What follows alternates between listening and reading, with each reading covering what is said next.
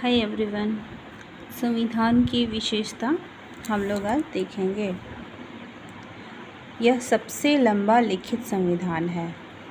इसमें 395 अनुच्छेद और अनुसूची 8 था, फिर 4 जोड़ा गया, 12 हुआ।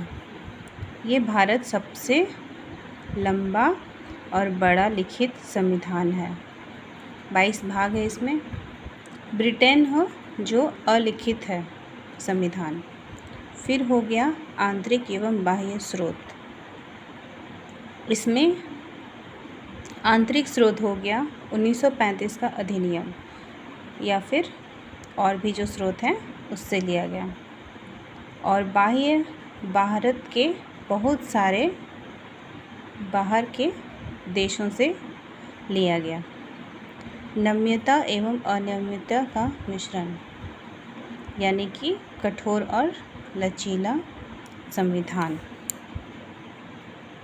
जैसे कि संसद में 2/3 बहुमत से विधेयक प्रस्तुत होता है और अगर ज़्यादा कठिन होता है तो आधे से अधिक राज्य का बहुमत भी प्राप्त होता है, यानी कि ये नम्यता और अनम्यता दोनों का मिश्रण है।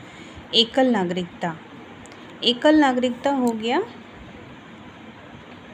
संरचनात्मक, यानी कि एकल नागरिकता ब्रिटेन में है, यानी कि पूरे देश में एक ही नागरिकता होगी। और जैसे कि अमेरिका में दोहरी नागरिकता है, राज्य का अलग और राष्ट्र का अलग। फिर हो गया मौलिक अधिकार। मौलिक अधिकार ये इसमें 7 थे, अभी 6 हो गया है। भाग 3 में है ये 12 से 35 आर्टिकल है इसका। फिर हो गया राज्य के नीति निर्देशक तत्व।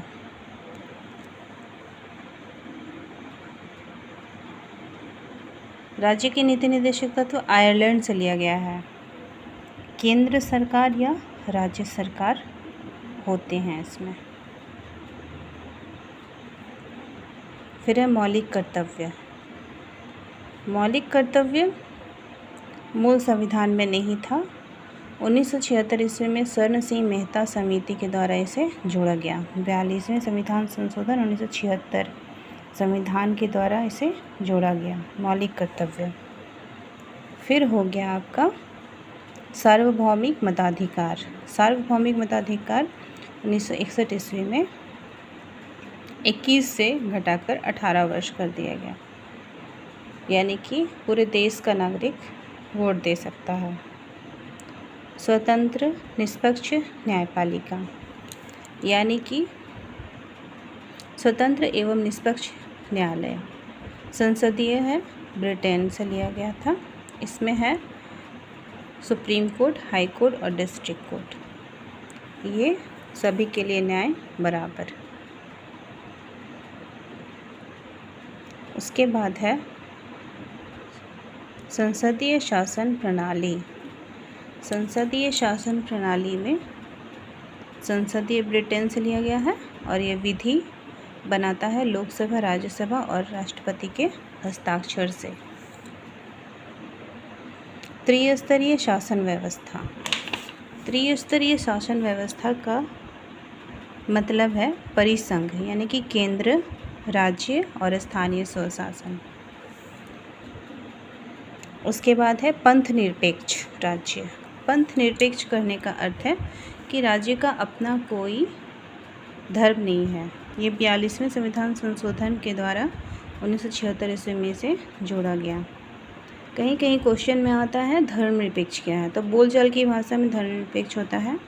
जहाँ पे पंथ निरपेक्ष नहीं लिखा होता वहाँ पे धर्मनिरपेक्ष होता है। Okay, thank you. Like and subscribe कीजिएगा।